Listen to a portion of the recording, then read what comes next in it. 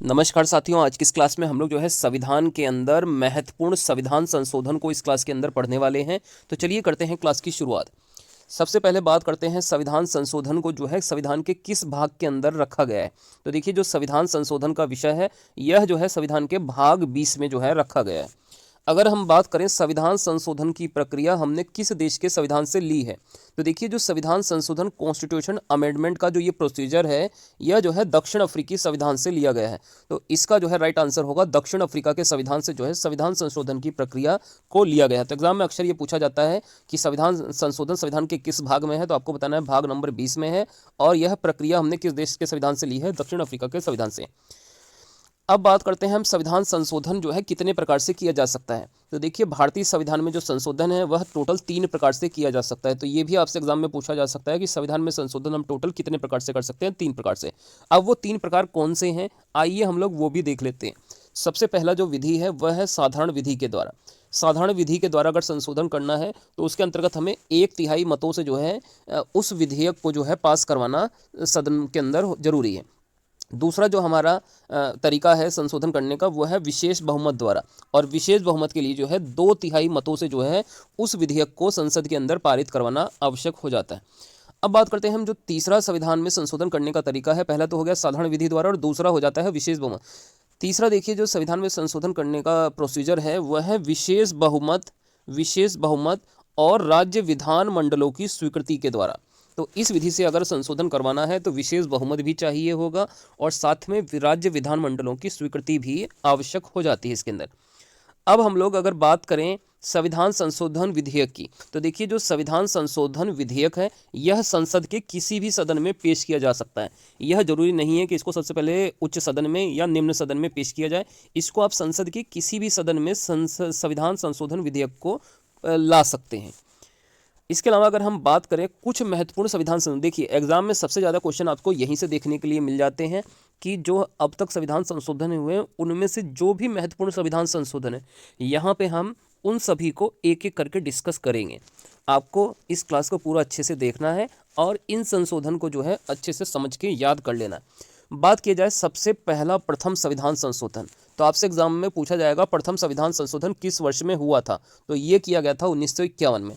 और इस संविधान संशोधन के द्वारा क्या किया गया था, इसके द्वारा 9वीं अनुसूची जोड़ी गई थी। तो आपसे ऐसा भी पूछा जा सकता है कि बताइए किस संविधान संशोधन से संविधान के अंदर 9वीं अनुसूची जोड़ी गई थी, तो ये प्रथम संविधान संशोधन था क्योंकि मूल संविधान के अंदर 8वीं अनुसूची होती थी, तो इसमें 9वीं अनुसूची को प्रथम संविधान संशोधन 1951 के द्वारा जोड़ा गया था।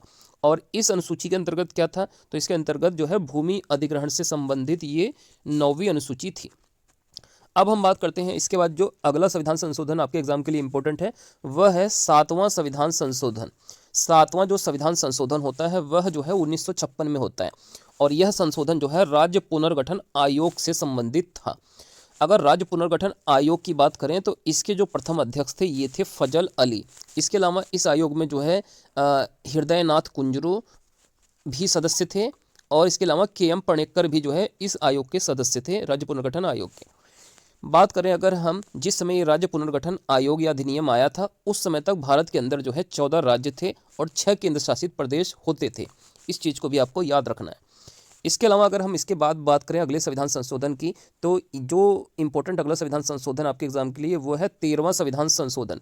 यह संविधान संशोधन 1962 में किया जाता है और इसके द्वारा नागालैंड को नए राज्य का दर्जा दिया जाता है। नागालैंड एक राज्य का दर्जा प्राप्त करता है 13वें संविधान संशोधन 1962 के द्वारा। आइए इसके अलावा कुछ और इंपॉर्टेंट जो है संविधान संशोधन है इनको भी हम लोग देख लेते हैं। देखिए अगला जो हमारा संविधान संशोधन है वह है 21वां संविधान संशोधन जो कि 1967 में होता है।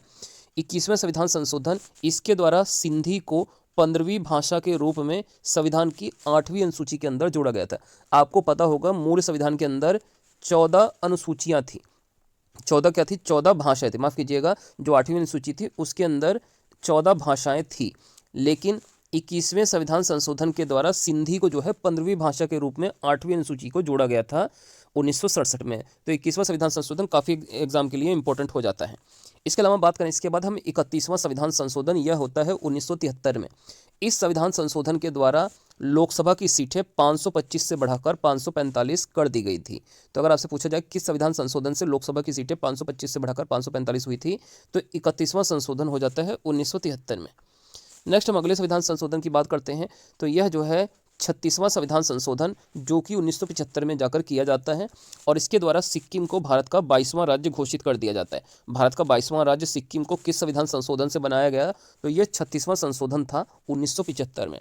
नेक्स्ट हम अगले संविधान संशोधन की बात करें, तो यह जो है 42वां संविधान संशोधन है और यह जो है 1976 में किया जाता है। तो ये सबसे ज़्यादा आपको एग्जाम में क्वेश्चन इसी संविधान संशोधन से देखने के लिए मिलते हैं। 42वां जो संविधान संशोधन है, इसके द्वारा सबसे पहला जो कार्य किया गया वह प्रस्तावना में 3 नए शब्द जोड़े गए थे। कितने नए शब्द जोड़े गए थे? प्रस्तावना में 3 नए शब्द। अब तक प्रस्तावना में केवल एक ही बार संशोधन हुआ है और वह संशोधन हुआ है 42वें संविधान संशोधन 1976 द्वारा। कौन से ये 3 शब्द थे जो प्रस्तावना में जोड़े गए? समाजवादी, धर्मनिरपेक्ष और अखंडता। इसके अलावा बात करें, इस 42वें संविधान संशोधन 1976 के द्वारा 10 मौलिक कर्तव्यों को भी संविधान के भाग 4 क या अनुच्छेद 51 क के तहत जोड़ा गया था।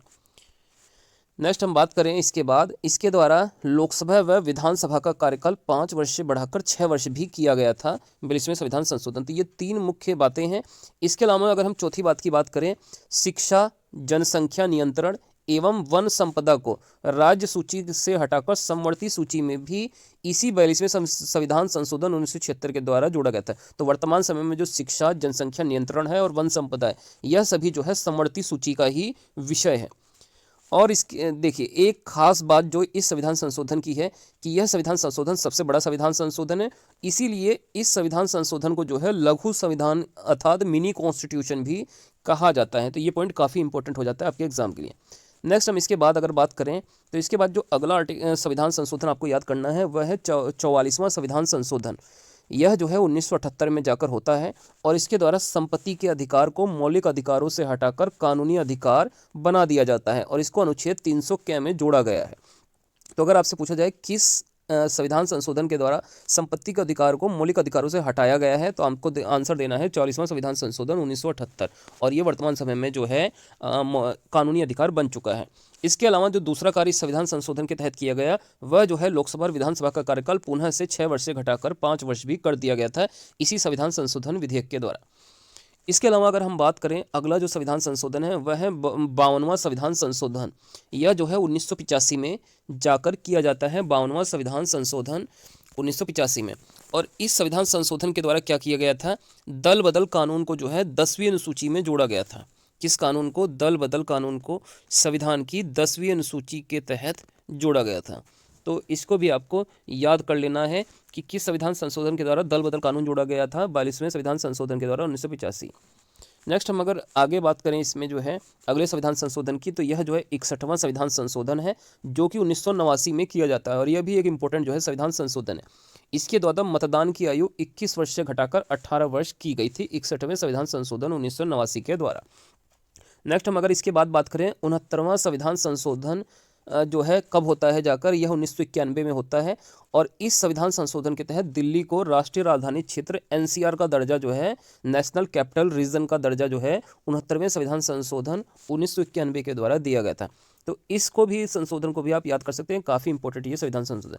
आइए इसके अलावा कुछ और इंपॉर्टेंट संविधान संशोधन हैं, उनको भी हम लोग देख लेते हैं। देखिए, इसके बाद आपको जो याद करना है 69वें संविधान संशोधन के बाद 71वां संविधान संशोधन जो कि जो है 1992 में किया जाता है और इसके द्वारा 8वीं अनुसूची में जो है 3 नई भाषाएं जोड़ी जाती हैं। कौन सी ये 3 भाषाएं थी?